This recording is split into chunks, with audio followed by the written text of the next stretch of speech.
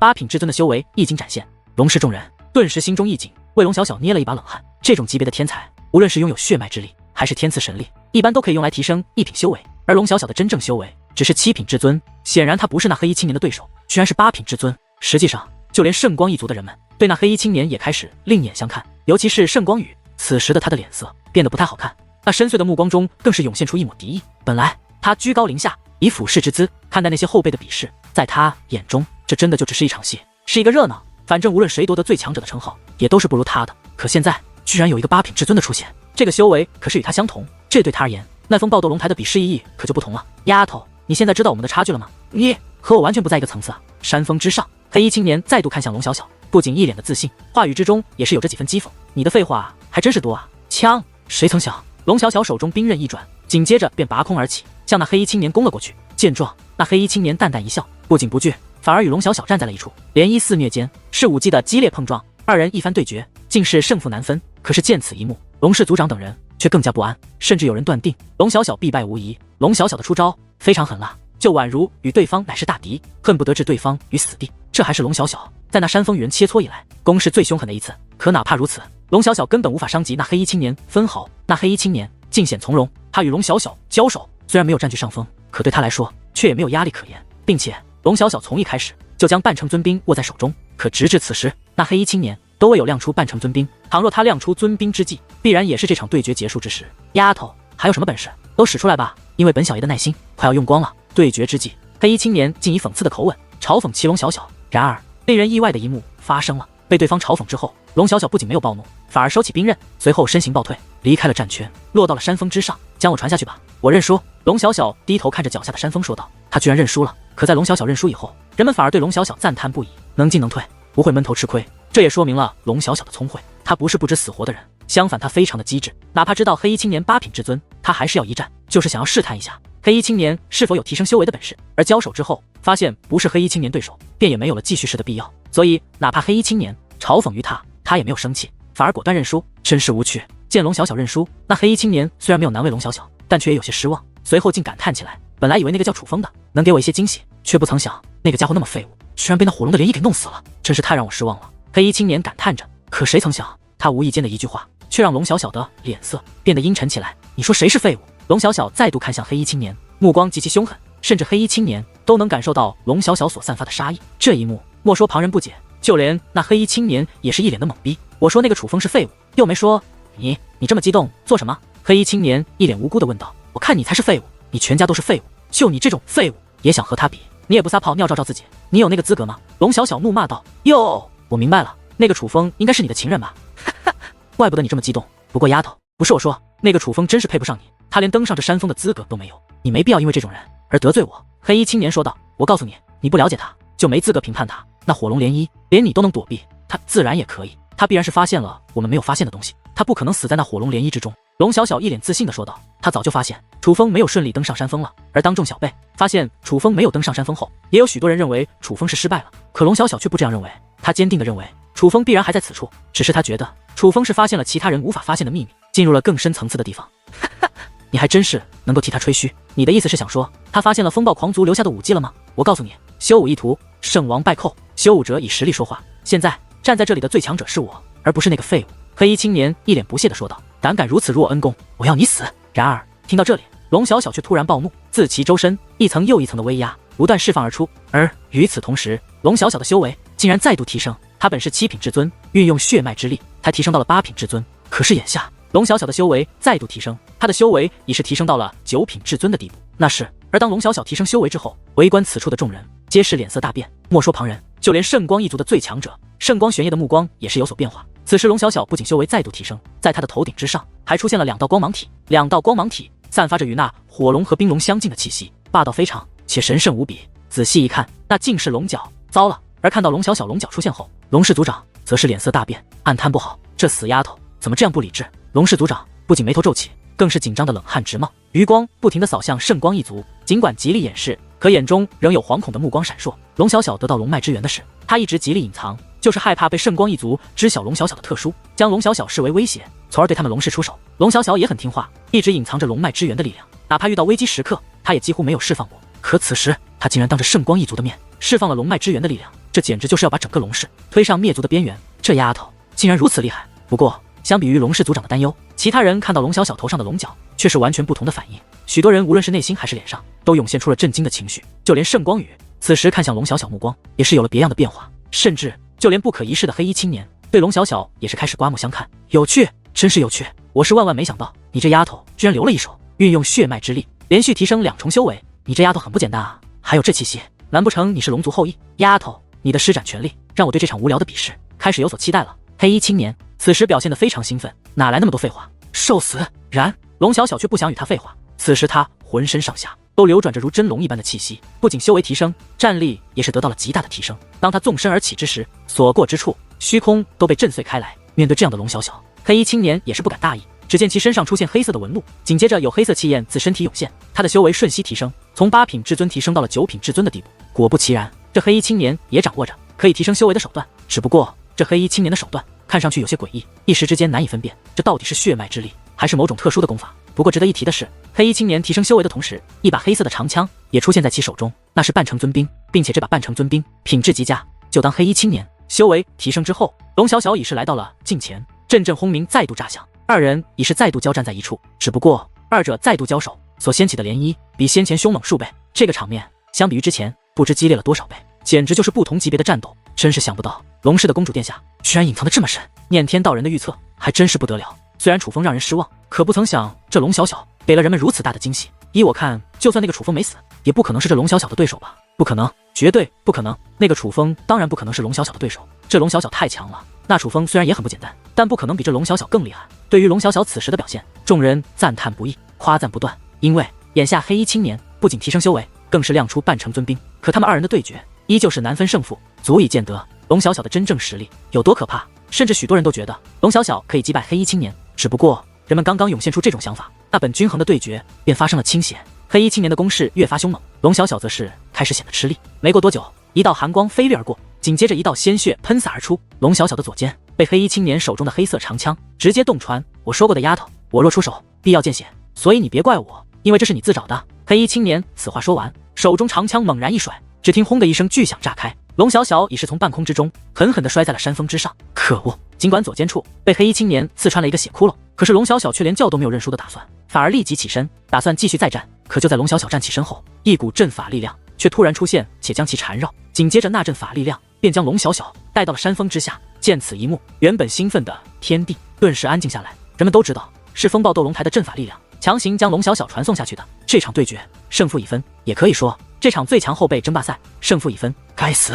来到山峰之下，龙小小却抬头望着山峰之上，那小脸之上的倔强让人们知道他很是不服。可他却已经没有办法再回到山峰之上了。可是紧接着他一大口鲜血便自口中喷洒而出，紧接着剧烈喘咳，每喘一下都有一道鲜血自口中涌出。很快他便虚弱的连站都无法站稳，倒了下去。见此情况，于烈以及殷代粉等人赶忙上前想帮龙小小疗伤。虽然他们被淘汰后便只能站在山峰之下，可实际上山峰之上的情况他们也能看得清清楚楚。他们知道龙小小是被那黑衣青年重创，可是当他们开始疗伤之后，他们才猛然发现龙小小的伤势非常严重，他肩膀的伤口竟然难以愈合。那黑衣青年伤到了龙小小的灵魂，并且伤得极重。那个家伙也太狠了吧，对一个小姑娘怎能下得了如此狠手？他妈的，你还是人吗？许多人开始埋怨起来。性格火爆的暴月和魁无敌更是冲着山峰怒骂那黑衣青年，可黑衣青年却也不理会暴月、魁无敌等人，而是飞落而下，站在山峰之上。不过他的目光并未看向山峰之下，而是抬起头望向了虚空之上。他这一抬头，所有人都是目光变化，因为那黑衣青年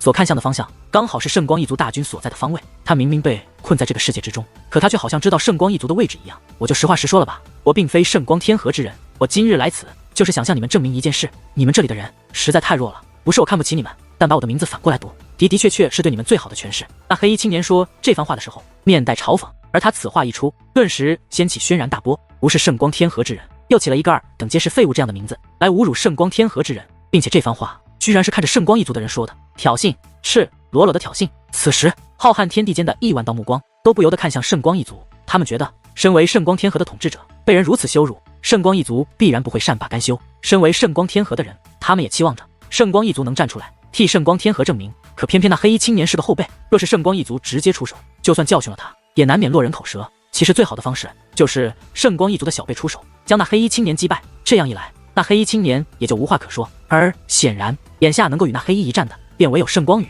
于是人们更多的目光其实也都集中在了圣光羽的身上。好一个狂妄的家伙！等他出来，由我来教训他。感受到众人的期望，圣光羽也已经做好了与那黑衣青年交战的准备。至于那黑衣青年，始终面向圣光一族，嘴角还挂着自信的微笑，那个架势就好像他也在等待着与圣光一族的小辈交手一般。至于其他人，也同样期待着，所以他们的目光开始凝视于那风暴斗龙台，等待着风暴斗龙台的结界消失。只要结界消失，圣光羽便可与他一战。可是时间流逝，转眼间已是过去了足足1个时辰。那风暴斗龙台的结界不仅完好无损，那其中的世界也依旧保持原样。那结界似乎并没有要打开的样子，好像不太对劲。既然胜负已分，按理来说早该打开了才对。难道是因为那些后辈没有使用腐龙咒符，所以才导致风暴斗龙台会有如此变化？目视风暴斗龙台的同时，圣光一族的一些长老们开始以暗中传音的方式交流起来。这风暴斗龙台被他们掌控多年，他们其实早就曾派小辈进入到其中历练，想尝试夺取风暴狂族的传承武技，甚至他们对风暴斗龙台的了解绝对不止表面看上去那么简单。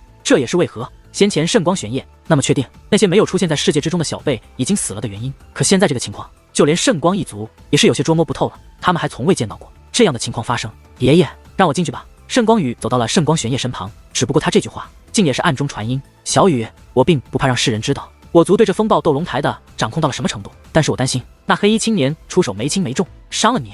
毕竟你若进去了，我们可没办法保护你，所以你有绝对的把握可以战胜他吗？圣光玄烨对圣光羽问道。爷爷，您放心，我必然不会让你失望。圣光羽保证道。身为圣光一族后辈，你的确应该在这个时候站出来，那你就去吧。不过小羽，莫要逞强，若是情况不妙，立刻回来，输也不要紧，但务必保全自己，明白吗？圣光玄烨说话间，从乾坤袋内取出一张符纸，递给了圣光羽。圣光羽将那符纸接过后，捏出特殊法诀，随后那张符纸竟然融入了他的掌心之中，符纸不见了，唯有符纸上的符咒如同纹身一般印在他的掌心之上。显然，这是一张能够在那风暴斗龙台内逃脱出来的逃脱符。只是当那张逃脱符融入掌心之后，圣光羽却是神色一变，他再度望向掌心，这才发现在他的掌心之中还有着一颗暗红色的丹药。那颗丹药乃是他的爷爷刚刚递给他逃脱符的时候一起递给他的。身为圣光一族的人，圣光羽又岂会不知这颗暗红色的丹药是什么？这乃是一颗特殊的禁药，它不仅能够提升战力，且保持时间还非常的长久，并且使用方法也很特殊。寻常禁药是需要口服，但这颗禁药只要将其捏成粉末，就会与身体相融。若是提前使用，往往不会被人发现，是通过禁药提升的战力，是可以保全名誉的禁药。只不过只要是禁药就会有副作用，哪怕这颗价值不菲的禁药也同样如此。当这颗禁药的药力退散之后，等待着他的便是痛不欲生的折磨。可圣光羽还是立刻将那颗禁药捏碎，而当禁药捏碎之后，禁药的力量也是涌入了圣光羽的体内。圣光羽看上去并无变化，可是他的战力却已经得到了极大的提升。爷爷，您敬请放心，孙儿必然不会令你失望。将禁药使用之后，圣光羽对圣光玄烨抱拳说道。他明白他爷爷的意思，既然要出手，就必须要赢，否则他圣光羽丢的不是自己的人，而是圣光一族的人。这便是他爷爷给他禁药的原因。至于圣光玄烨，他先是点了点头，随后原本已经坐在观战台上的他，则忽然站起身来。身为圣光天河最强者，圣光玄烨的举动一直牵动着众人的目光。他这一起身，许多人的目光都投向了圣光玄烨，甚至原本喧闹的天地也是在此时变得格外安静。所人都以沉默且敬畏的姿态看着圣光玄烨，他们知道这位圣光天河最强者是有话要说。诸位，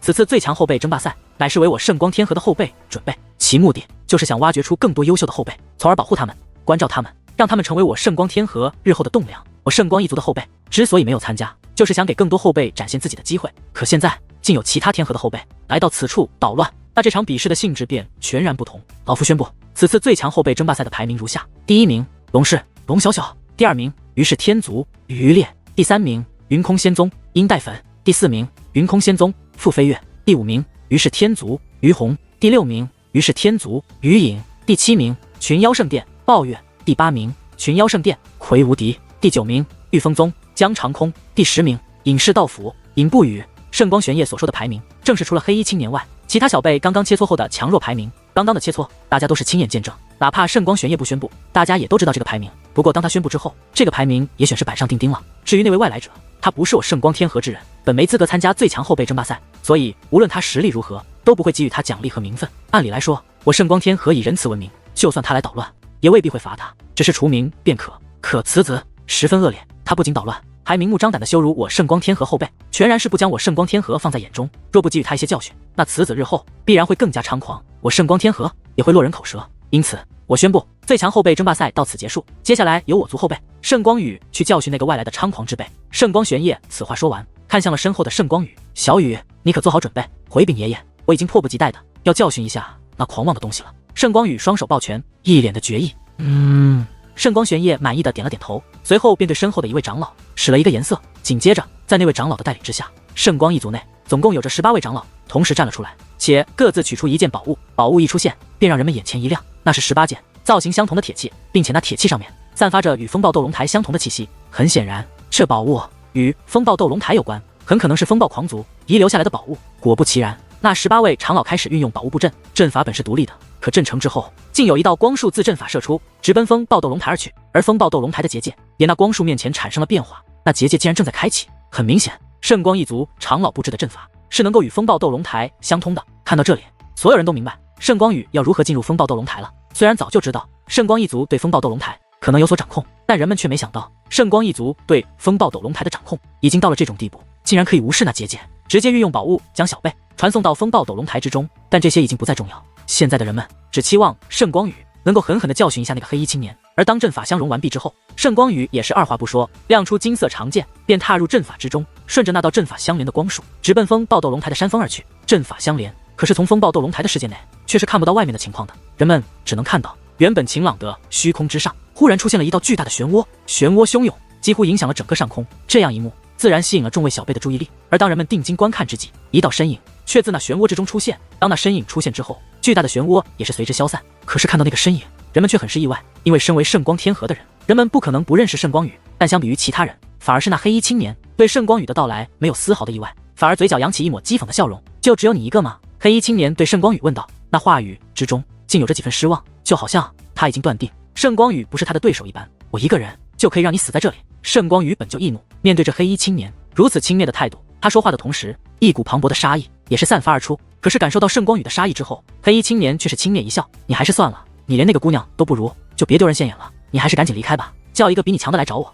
不然我若出手，你后悔可就晚了。黑衣青年对圣光宇说道。而他此话一出，莫说圣光宇，就连圣光一族的其他人也是气得咬牙切齿。圣光宇可是代表着圣光一族，可那黑衣青年居然说圣光宇连龙小小都是不如，这不仅是否定了圣光宇，更是否定了他圣光一族。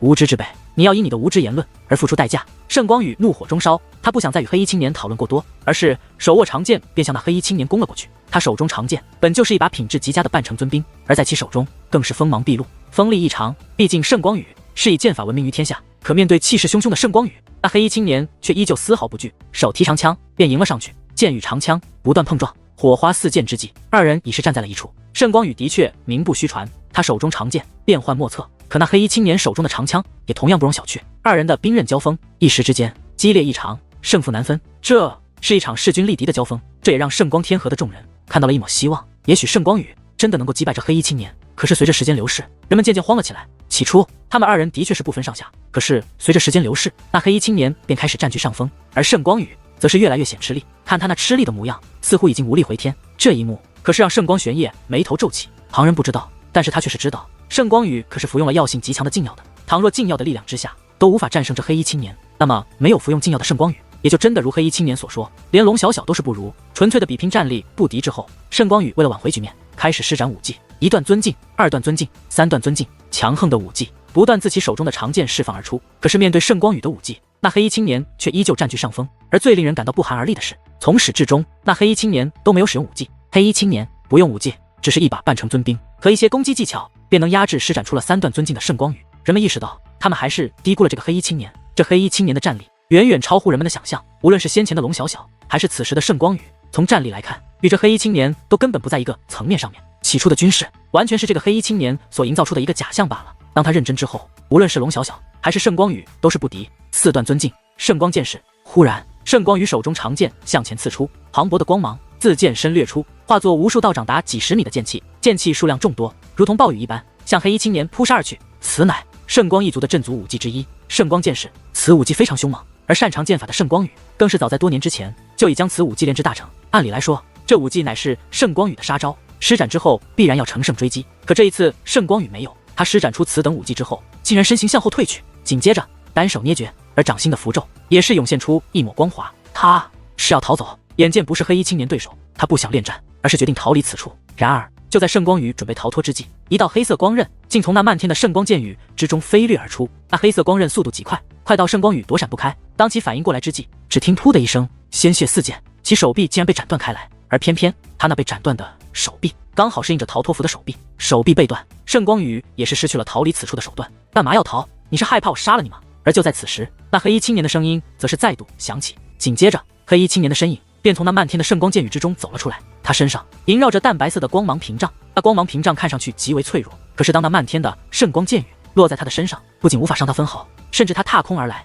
那圣光剑雨都无法阻他一步。那等气势让圣光宇的身躯也是开始为之颤抖。你想做什么？我乃圣光一族少爷，我父亲乃圣光一族刑罚堂副堂主，我爷爷乃圣光一族族长，你敢伤我，你必然无法活着离开此处。圣光宇对黑衣青年说道。当自身不敌之际，他也与其他小辈一样，只能抬出自己身后的势力来为自己撑腰，而实际上这一招平日里也是非常的奏效，尤其在圣光天河境内，几乎没有人敢对他这种身份的人无礼。可没成想这一次却偏偏没有奏效。面对圣光宇的警告，黑衣青年不仅不惧，反而一阵大笑，那笑声极为刺耳，是如此的轻蔑。本来不让你逃走，只是想与你聊一聊，可你实在不该威胁我，因为胆敢威胁我的人都不会有好下场。此话说完，那黑衣青年身形一纵，便再度对圣光宇发动了攻势。这一次圣光宇根本没有还手的机会，因为那黑衣青年施展出了武技，并且那乃是3段尊劲。只见黑色长枪不断自圣光宇的身体穿过，转眼间圣光宇的身躯便布满了触目惊心的血窟窿。当黑衣青年停手之际，圣光宇已是失去御空之力，从虚空之上坠落而下，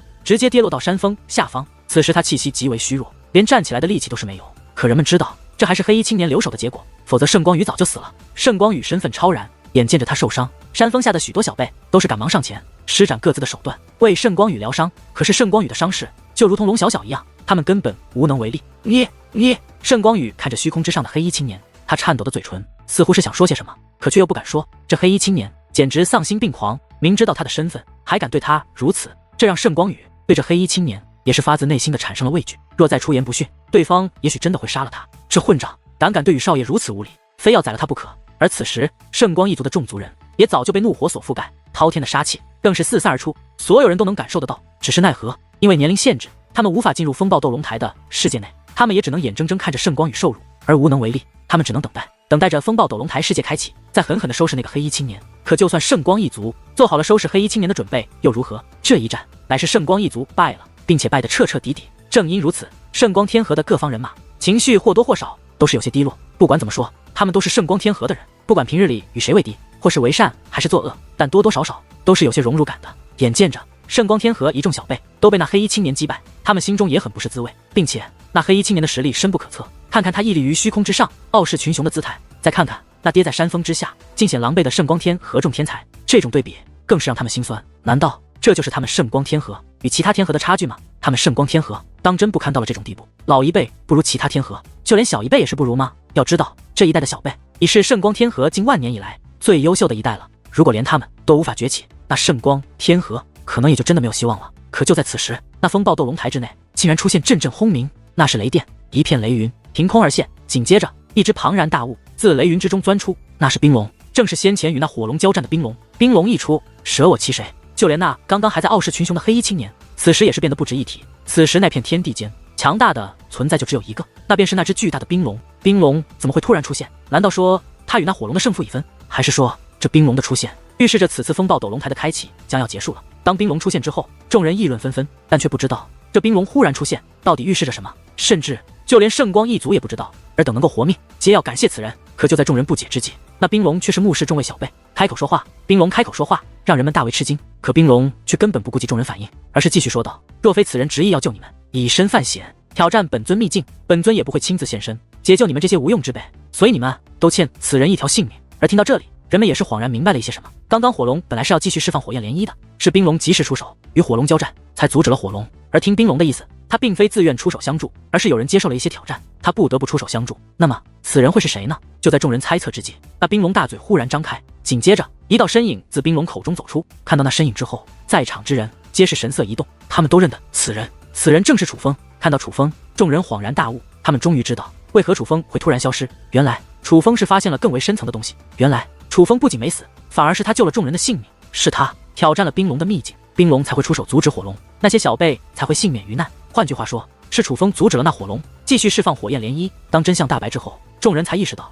自己是多么的愚蠢。先前他们还觉得念天道人对楚风的预测不准确，对楚风评价过高，甚至还有不少人讽刺楚风名不副实，莫名其妙的就死在了风暴斗龙台之中，连登上山峰的机会都没有。可直至此时，他们才发现念天道人的预测相当的准确，楚风的确傲视群雄。不说别的，只是阻止火龙拯救众天才这一点，就是其他天才所不能比拟的。哪怕是那个一场强大的黑衣青年，也没有做到这种事情。总算出来了。至于楚风，他从冰龙口中走出后，并没有急着打量四周，反而长叹了一口气，唯有他自己知晓，从这冰龙口中走出，他是费了多大的力气。小恩公，我就知道你不会死，我就知道，可我没有想到，原来是你阻止了那火龙，原来是你救了我们，不愧是我的小恩公，你就是我的盖世英雄。忽然一阵兴奋的尖叫自山峰之下传来，是龙小小。龙小小这丫头明明已经身负重创，原本连坐起来的力气都没有了，可是当她看到楚风之后，不知是怎么了，不仅站起身来，还又蹦又跳，那兴奋的模样根本不像是一个重伤之人。而听到龙小小的声音，楚风也是面露微笑，顺声望了过去。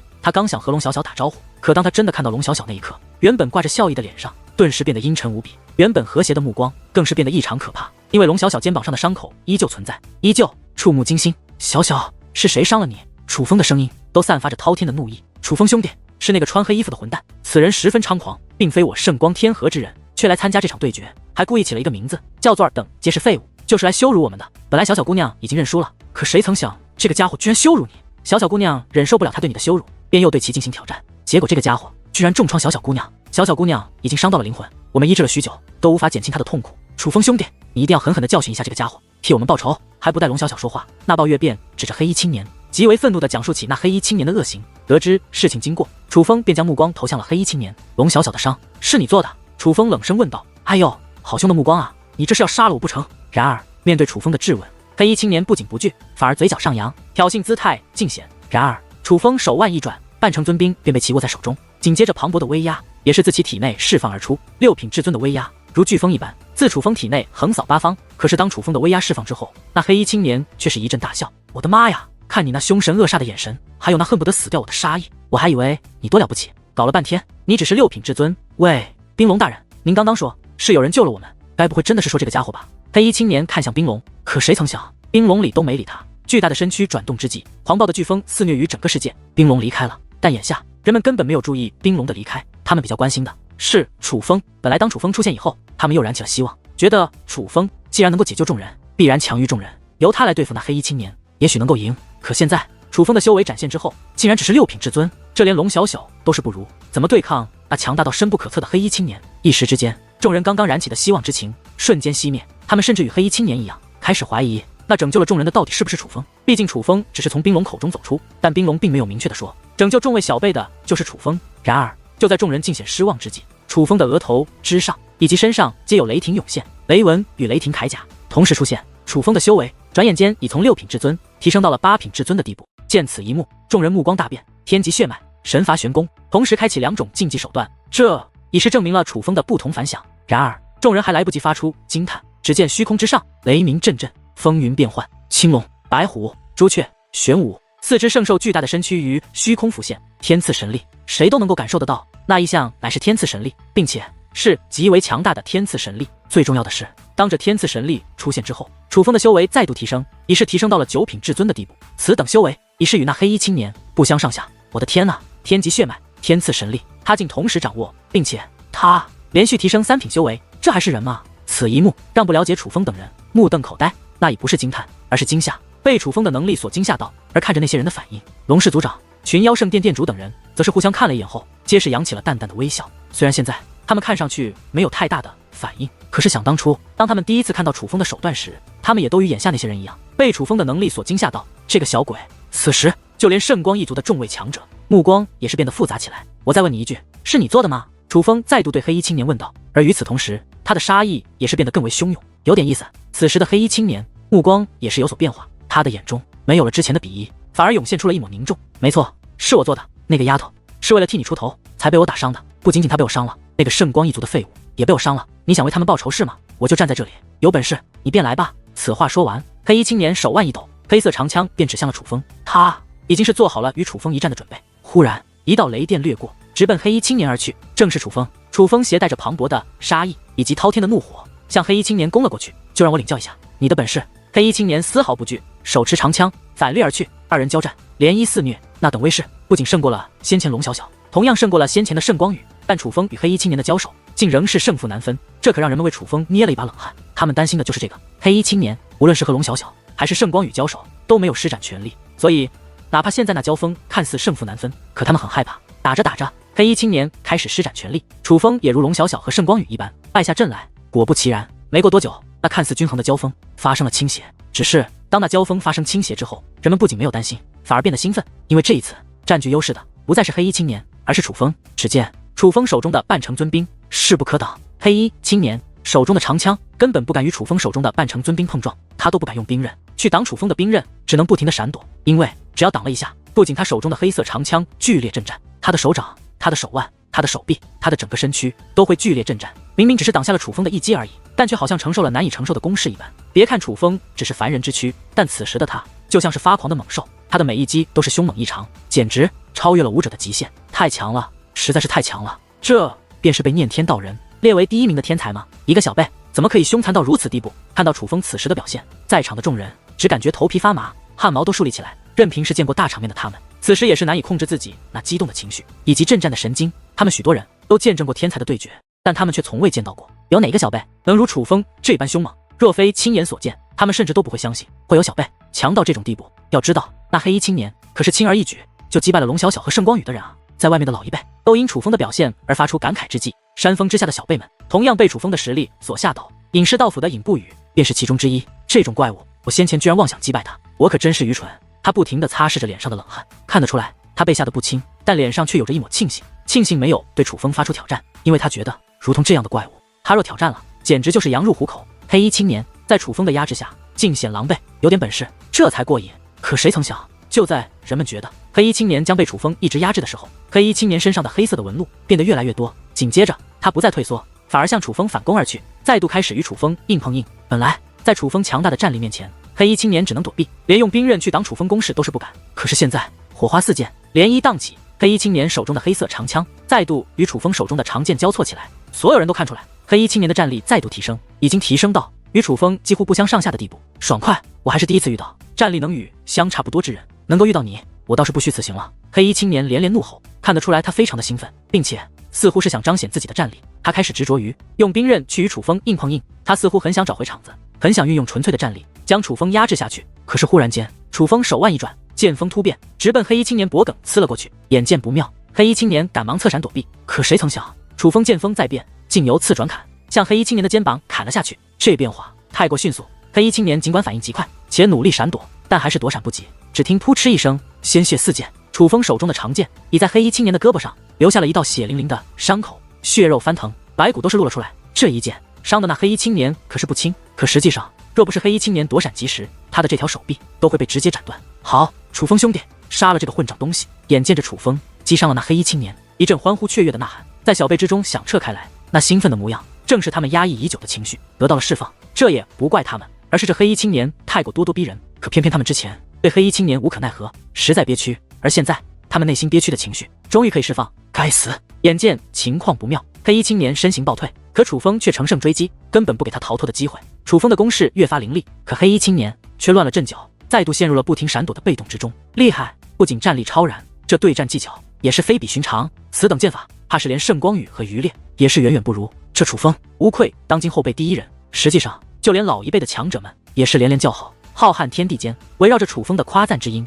响彻不断。楚风与黑衣青年对战的一幕，小一辈可能看得不清楚，可是老一辈却全部看到眼中。这一战，就连他们也是看得极其过瘾。忽然，虚空之上，阵阵诡异的轰鸣不断炸响。瞬时观看，可看到蓝色气焰与虚空之上不断凝聚。与此同时，在黑衣青年的身上也是出现了蓝色气焰。终于要施展武技了吗？而明眼人都看得出来，那是黑衣青年所施展的武技。看到这一幕，先前还有些郁闷的圣光天和各方高手脸上都洋溢起灿烂的笑容。黑衣青年出场之后，几乎所向披靡，圣光天和的小辈在他面前根本讨不到一丝便宜。可现在这个局面终于发生了逆转，楚风出场之后开始压制黑衣青年，而人们都知道，先前单纯对拼兵刃，谁都不肯先施展武技，就是想证明自己战力的强横。谁先施展武技，就证明谁已经认输了，至少单纯的战力比拼上是认输了。而现在认输的乃是黑衣青年，不管他承不承认，但大家都知道，这黑衣青年是自知继续比拼战力不如楚风，所以才施展武技，并且他这一出手就是武断尊敬。要知道，先前面对圣光羽的时候，圣光羽多次施展武技，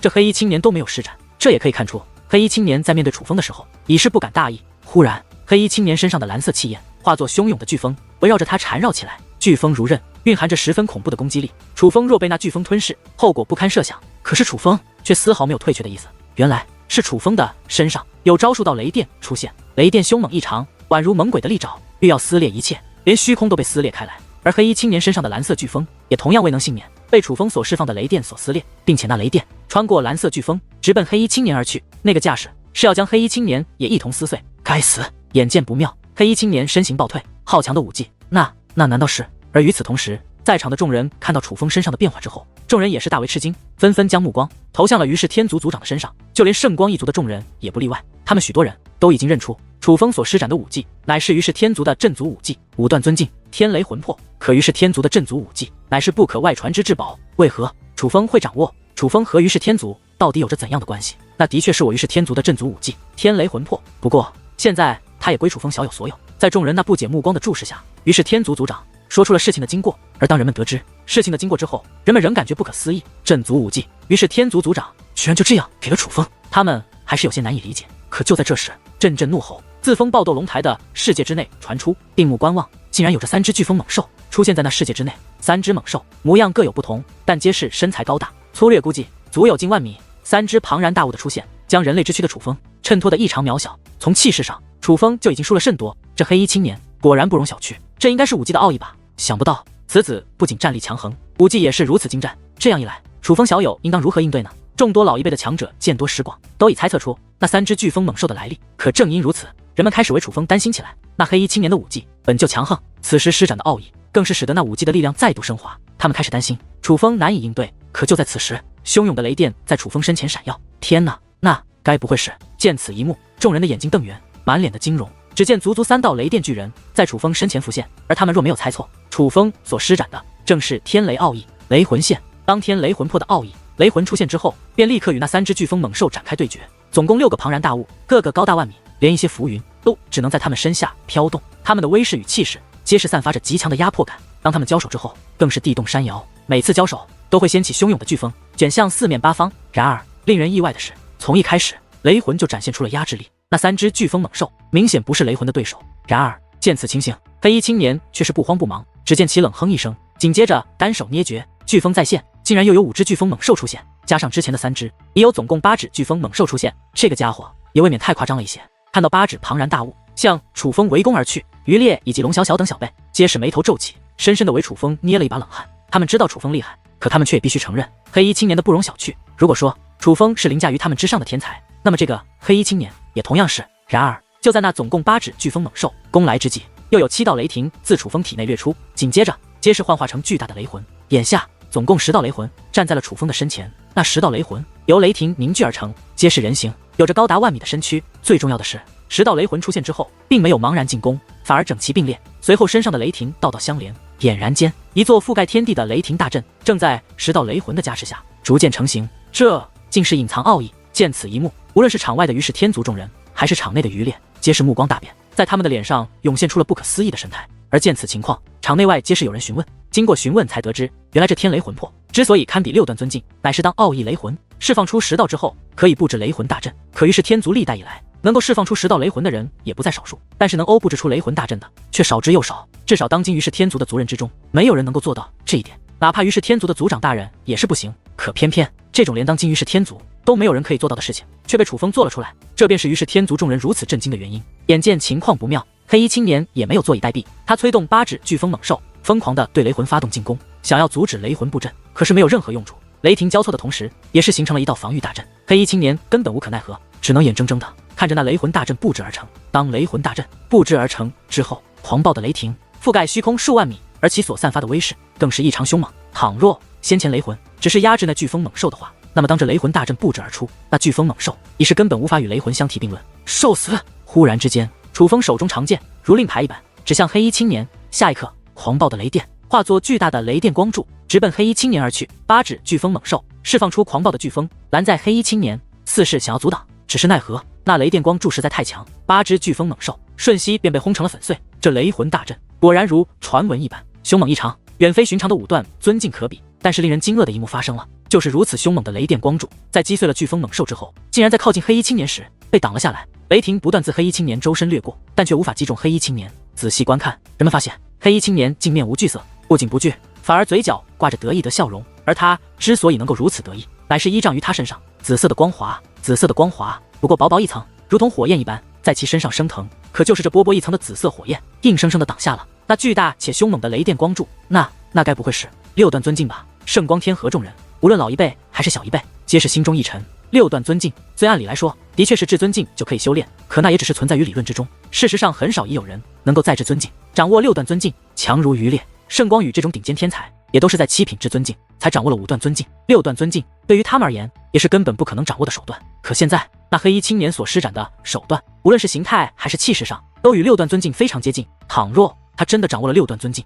那在人们看来，哪怕是楚风也很难战胜能够掌握6段尊境的后辈，那便是另外一个层面的天才。而就在众人心存一丝侥幸之际，黑衣青年身上紫色火焰却如火山爆发一般升腾开来，眨眼之间，那原本只是围绕其周身的紫色火焰，竟然化作穿过了云层，落入山峰。那紫色火焰竟与雷魂一般，化作高达万米的巨物。最重要的是，紫色火焰开始变换，同样化作人形，是一个手握长枪的火焰巨人。虽然只有轮廓，但人们还是看得出来，那火焰巨人分明就是根据黑衣青年所幻化而成。换句话说，火焰巨人就是黑衣青年，黑衣青年就是火焰巨人，二者融为一体，并且威势极强。虽然不想承认，可是哪怕由10道雷魂凝聚的雷魂大阵，在这火焰巨人面前也变得弱小不堪。见此一幕，人们心中的侥幸已被摧毁，他们已经确定黑衣青年所施展的的确就是6段尊境。这黑衣青年乃是另一个层面的天才，他是天才中的怪物。你这武技很强，可5段尊境终究是5段尊境，永远也无法与6段尊境相互抗衡。我若出手，你必然要死，所以你认输吧，我念你是个人才，不想杀你。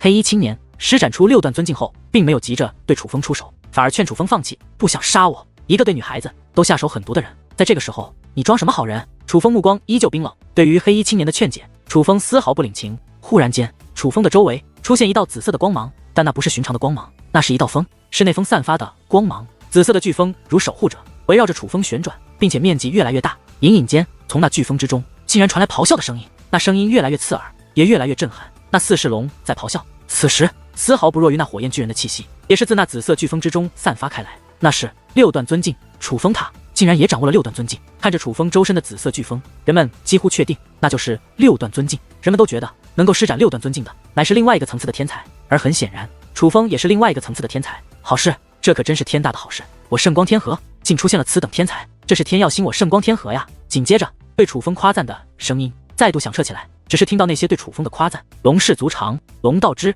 群妖圣殿殿主等人却是眉头紧皱，尽显不安。要知道，眼下圣光一族可还在场，而那些人居然这样夸赞楚风。在龙道之这些担心楚风安危的人眼中，那些人的夸赞很可能会对楚风不利。只是就算再担心，他们却也无力阻止圣光一族对楚风的看法。他们只能期望圣光一族大度一点，不要将楚风这个天才扼杀掉。有趣，真是有趣。既然如此，我也必须要认真了。黑衣青年看到楚风也施展出6段尊境后，不仅不惧，反而放声大笑。紧接着，他做出了一个惊人的举动，他将手中的半程尊兵收了起来。但是很快，在他的手中又出现了一把兵刃，那是一把银色的长枪。银色的长枪看上去并无特殊之处，可是当那把银色的长枪出现之后，一股舍我其谁的气息便释放而出。在那气息的覆盖之下，就连楚风手中的半程尊兵都开始微微颤动，那是恐惧的感觉。尊兵，黑衣青年手中的银色长枪乃是一把尊兵，而当尊兵握在手中之后，黑衣青年的气息再度提升。他的修为虽然没有提升，可是他的战力却是得到了极大的提升。尊兵，他竟然能够使用尊兵，怎么可能发生这种事？一个至尊境的修武者怎么可能使用尊兵？尊兵不是唯有5尊境才能驾驭的兵刃吗？眼见着黑衣青年居然亮出了尊兵，并且还能够使用，这使得人们心中再度一惊。相比于6段尊境，能够在至尊境界使用尊兵更加的不可思议。如果说至尊境掌握6段尊境乃是只有怪物级别的天才才能够做到的事情的话，那么在至尊境使用尊兵就是无论什么情况都不应该发生的事，那是不合乎常理、不合乎修武之道规则的事情。可偏偏眼下这种事情就这样发生了。枪！然而就在众人惊叹不已之际，楚风也是将手中的半程尊兵收起，紧接着那把太古英雄剑便出现在了楚风的手中。此一时，楚风的战力也同样得到了提升。我擦，那气息，难道说楚风兄弟他也掌握了尊兵？看着楚风手中的太古英雄剑，山峰下的一众小辈惊得合不拢嘴。实际上，就连外面的老一辈强者们也同样是吃惊不已。莫说不了解楚风的人，就连了解楚风的龙氏族长、群妖圣殿殿主等人，也同样被眼下的形势所惊到了。居然连尊兵都能够驾驭，楚风小友他到底掌握着多少手段？此时要说最为感慨的，便是于是天族的众人。本来当初楚风与余烈一战，他们还觉得余烈乃是惜败，可现在他们才发现楚风的实力到底在什么地步。余烈无论如何也不可能战胜这样的楚风。实际上，不仅是圣光天河的众人，就连那黑衣青年也是觉得有些难以置信。你真的是圣光天河的人吗？黑衣青年仔细地打量了一下楚风手中的太古英雄剑后，对楚风问道。他开始怀疑了，他怀疑如此强大的楚风并非圣光天河的后辈。这种废话就不用问了，若不是圣光天河的人，我就不会出现在此处。你还有要使用的手段吗？楚风对黑衣青年问道。有趣，真是有趣。来吧，我倒是要看看你的6段尊境是否也能凌驾于我之上。黑衣青年此话说完，便催动火焰巨人向楚风攻了过去。见状，楚风则是单手捏诀，随后手中的太古英雄剑指向了黑衣青年。紫色飓风散发着阵阵龙吟，直奔火焰巨人冲击而去。刹那间，天昏地暗，日月无光，唯有道道涟漪肆虐八方。这可是6段尊境的交锋，但这激烈的交锋并未持续太久，便落下了帷幕。当紫色的飓风与紫色的火焰渐渐散去之后，楚风完好无损，可那黑衣青年却是衣衫不整，不仅衣衫不整，在他的身上更是出现道道血淋淋的伤口。这一战胜负已分。然而令人意外的是，黑衣青年明明已经败了，可他却是仰天大笑起来。随后他突然收起笑容，目光竟然变得更为凝重。有趣，真是有趣。楚风，你是第一个能将我逼到这种地步的小辈，但接下来你必败无疑。黑衣青年此话说出之后，众人皆是心中一紧。他们意识到，虽然6段尊境的比拼，黑衣青年不如楚风，可是看那黑衣青年的架势，他明显还有更加厉害的手段。够了！可谁曾想，就在此时，一道声音自天际之上传来。当那声音响起之后，所有人都是心神一震，人们几乎能够确定，那道声音并不是圣光天河的人所发出的，因为那声音源自于风暴斗龙台的世界之内。可那声音却又不是楚风以及圣光天河的其他小辈所发出，因为那是一道老者的声音。可是风暴斗龙台不是只有小辈才能踏入其中吗？最主要的是，听到那个声音，原本准备继续施展手段的黑衣青年却是忽然没有了后续，且在他的脸上也是涌现出了意犹未尽的感觉。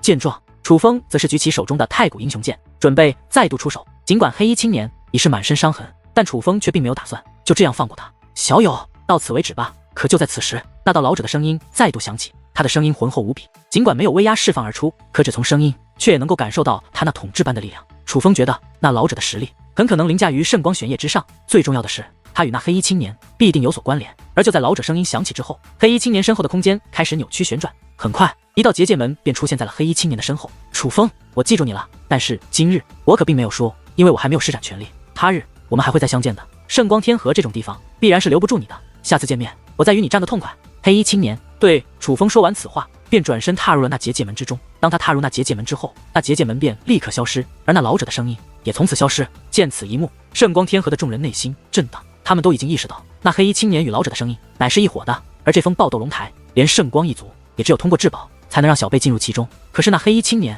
与那老者却能够做到来去自如，他们到底是何来历？但不管他们是何来历，必然都是非常了得的存在，很可能是当今的圣光天河无法对抗的存在。这从他们能够从风暴斗龙台来去自如，就是最好的证明。那黑衣青年明明对圣光天河多加羞辱，可是圣光一族的人却无能为力，哪怕他在众人眼皮子底下离开，人们却也只能那样看着，而什么都做不了。这让圣光天河的众人心中十分难受。在圣光天河内，他们之中的许多人都是响当当的人物，可放眼整个浩瀚修武界，他们同样是弱小的存在。浩瀚修武界许多强大的存在不过是遗忘或是不愿意踏足这片土地，但也幸亏他们不愿意，否则那种级别的存在到来，对于圣光天河而言，多半是祸而不是福。就比如刚刚那位黑衣青年和神秘老者，倘若那神秘老者真的出手，在场之中谁能应对？恐怕圣光天河的最强者圣光玄烨也不敢说他能够击败那位神秘老者吧。然而在众人对于那黑衣青年和神秘老者的实力感到惊叹甚至后怕的时候，楚风却已然飞落到了山峰之下，开始为龙小小进行疗伤。龙小小的伤势，众位小辈皆是无能为力，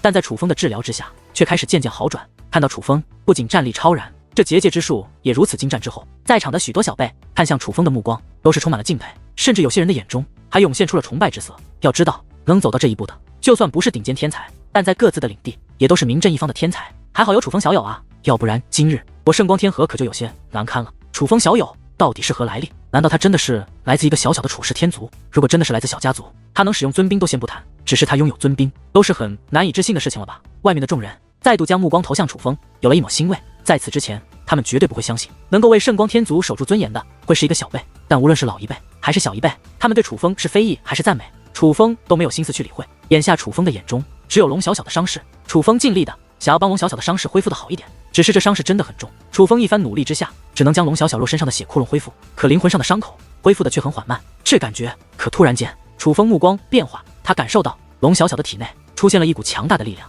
那力量涌入灵魂的伤口，竟然很快就让楚风难以快速修复的伤口彻底愈合。这种情况下，龙小小原本苍白的脸色也是很快得到了恢复。楚风大人就是厉害，小小公主的伤势居然恢复了。要知道，面对这伤势，我们可是无能为力啊。眼见着龙小小的伤势恢复，那些小辈对楚风夸赞不断，但唯有楚风自己清楚，其实这不是他的功劳，而是龙小小自己的力量。毕竟龙小小也不是寻常的小辈，他可是融合了龙脉之源的人。小小，你感觉怎么样？楚风还是看向龙小小，他仍然有些担心。可是看到龙小小后，楚风却是有些无奈。只见这个丫头脸色格外的红润，尤其是那个眼神，更是有些迷离。这哪里像是一个病号，分明就是一个花痴。而就在此时，虚空之上忽然传来阵阵轰鸣，抬头观望，虚空正在被撕裂，而那撕裂之处，又有一个世界也浮现而出，那是一个更广阔的世界，且在那个世界之中，还有诸多熟悉的面孔。是风暴斗龙台的结界正在解开，人们知道这场比试就此落幕。